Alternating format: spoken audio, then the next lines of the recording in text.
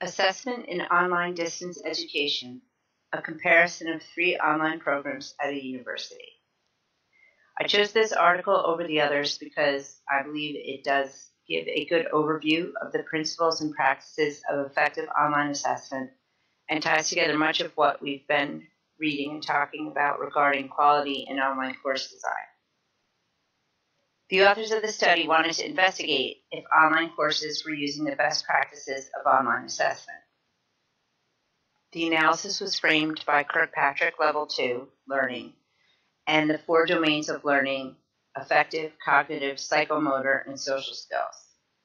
They looked at 3 different distance education programs at one university.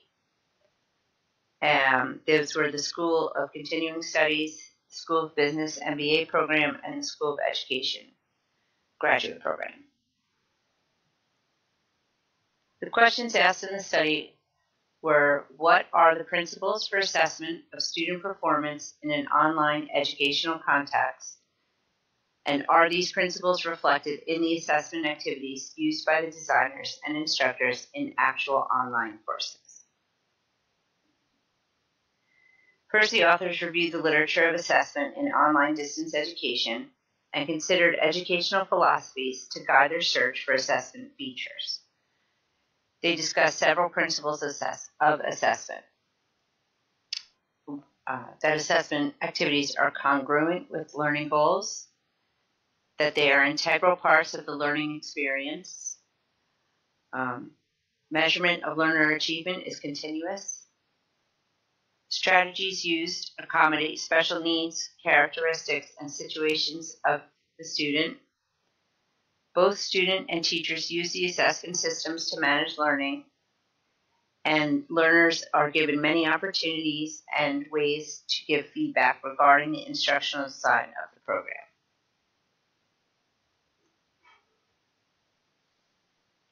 The study discusses features essential to success in web-based assessment.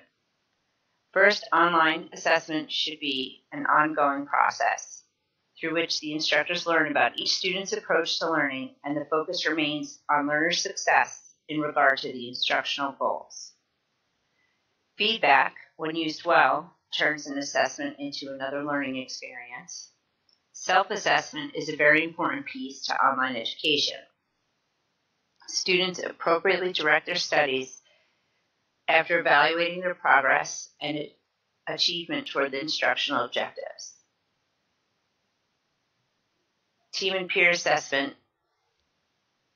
is where in collaborative learning experiences, students are responsible for one another's learning as well as their own. The authors note that while the students value the experience of learning together and developing teamwork skills, they do not think that team assessment is fair if everyone gets the same grade regardless of unbalanced individual contributions. Authentic assessment, where students participate in a wide variety of tasks that prioritize work that matters. Types of authentic assessment mentioned include asynchronous threaded discussion, synchronous chatting, journal entries, and 1-minute papers.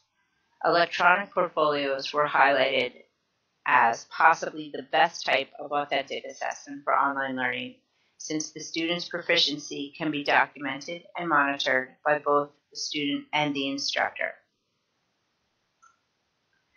So, did the programs use the best practices for assessment in online education? No. The results found that most of the programs continue to rely on traditional methods found in face-to-face classes, such as tests and quizzes. They also found that the only knowledge domain that was really addressed was the cognitive domain.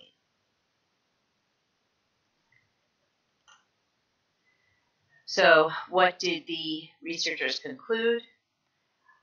That learners could have a better chance to reflect the learning goals, share information, and construct new knowledge if more authentic assessment methods were used.